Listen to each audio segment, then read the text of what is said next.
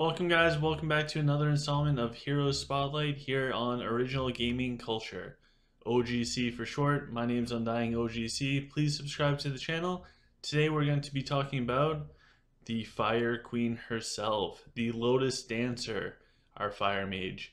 So this is a basic setup for her. This is what I use for PvP. Nothing too outlandish. I do use a one of the flawless items that dropped in the void. Again, mostly because I really like stamina and it offers a bunch. Because she does a bunch of AoE damage throughout the match, I do enjoy using this on her because it will deal more damage to summon units. The rest is just mostly flawless mage gear. You can also use the dragon mage set. It will keep her alive a little bit longer when her health drops. For accessories, I just use what I need for PvP stats. That's really all that I care about for PvP setup. I want the Flawless Hand of Wisdoms. I want the Soul Blades. I want everything for the good stats. When we take a peek at her items that you use when you want to queue up more troops, so you want to increase your gold cap. You can switch it. You can make one preset for all of your heroes. Switch to that to queue up everything. This is what I use for her, the Galactic Scepter, for some more command.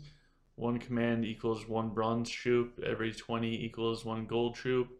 Your hero research can reduce that number to increase your gold cap. Basic robe, that way for a couple more points of command, and then the rest is just basic gear.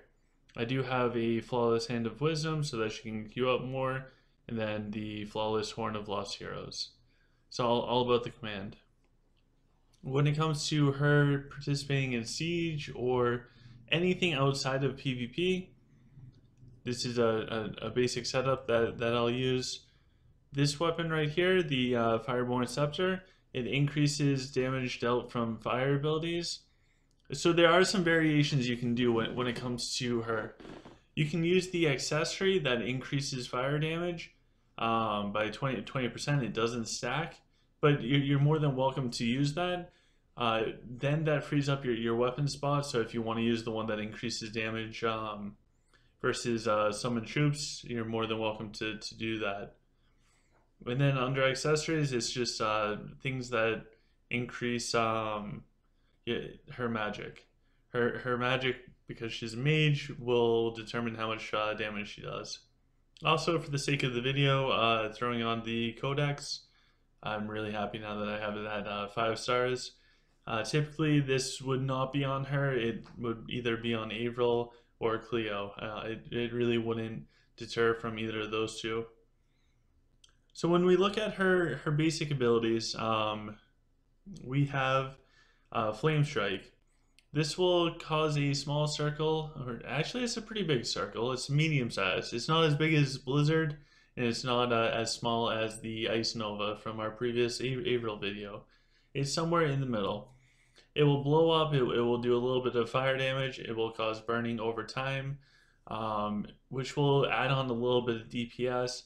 If somebody is using a Vega against you and she's healing all of their units, the burning is not really going to do anything at all. Lotus Fire, this is similar to the Glacial Shard from Avril. This will give the Fire Mage a 25% chance of releasing a bunch of explosive fire orbs. They'll deal a bunch of damage, and if units die, they'll actually explode. Pretty cool visual. It's worth some points. Also, we have Crackling Flames, and this allows the Fire Mage to have a 25% chance. Every attack that she'll have flares that get split will do more area of effect damage. The more flares that you have, the higher level, the better. Then we have Rain of Fire. This will summon a couple fireballs to come down, hit an area, and cause some burning damage. This isn't bad versus buildings, but really it doesn't have a practical application at this point in time for her. I recommend skipping that skill altogether. Finally, we have burning for her regular abilities. It just increases the burning damage per second. It lasts over 10 seconds. So anything that a flare hits, anything that any of her fire hits, it will increase the burning damage. So well, we can burn this town down.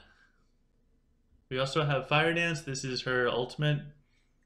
For about 20 seconds, it will rapidly increase her movement and casting speed. This puts her on steroids. She will go ham for like a solid 20 seconds. This is where most of her damage will come out. For PvP, this might be something that you use towards the end of the battle. It's not something that you'd lead off with. Maybe if you're fighting Slith, it might be towards the beginning to burn down some trees. For Siege, this is wonderful to use in Siege, and it's not bad in the Dragon Abyss. However, there's better champions or heroes to use in the Dragon's Abyss. One other important thing to note, because she is a mage, you can use a Magister's Rod, and that will give her more experience as you level her up. Compared to non-mage heroes, or Sage, or any of the real magic heroes, this rod will actually help you increase how much experience your heroes get. So if you're leveling her up, this is a wonderful thing just to pop on her while you level her up. So that being said, let's go check out and see if we can get her to do some damage. Alright, here we go. Let's test her out in battle. So we are going to put Talk out there because we're going to use a Dragon Turtle. This one's super low level. I don't even think it has any real research on it. But we're just doing this for the sake of an example. Just to see what type of damage she can put out versus a wall. It does not transpire over into PvP or anything like that. And let's just get everything out there so that we have enough power. Alright. I love the dragons. Let's check it out. Here we go. This is her with her magic setup on, so she can run out. While we have all the buffs, we'll buff her up. So we can see that she is pumping out a bunch of flares. Once out of every 4, she'll throw out those big things, the big fireballs. If that hits units, it will actually push them back a little bit. It will give you a little bit of control. So as you can see, it's nothing super crazy. Her ultimate came off of its cooldown. So now she's attacking at her normal speed. And she's gonna wear away at that wall. We can do her flare. It blows up. You can also kind of see where the little fire is coming off of the it's like emulating off of the wall of the castle after that blew up. That's the burning damage.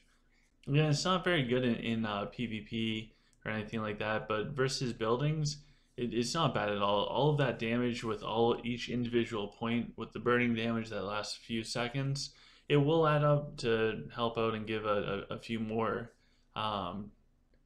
damages out there per attack. So we'll let this time out, then we'll go check her damage. She's pretty low level. She's only level 40, so I don't think it's going to be anything super crazy. So she got 6 million damage. Again, it's nothing super crazy, but it is extra stuff. It is extra damage. We'll take all of that. Again, her primary focus is going to be just to do auto attacks during PvP, put out some additional damage. She'll be able to give you a decent amount of stats if you can gear her properly. When it does come to Siege and anything else, she works fantastic going up against Lich. All of her fire attacks that split off into a million different areas, they do pretty good at clearing out skeletons and other low health units out there. versus the high health units. Not quite as effective. It can help versus Tree Fathers if the Tree Fathers have a lot of health, but that's pretty much it for our favorite Fire Mage in Art of Conquest. So make sure that you subscribe, check in tomorrow. Tomorrow we will be going over Avalon, everything that we need to know about our favorite human. Alright guys, take care.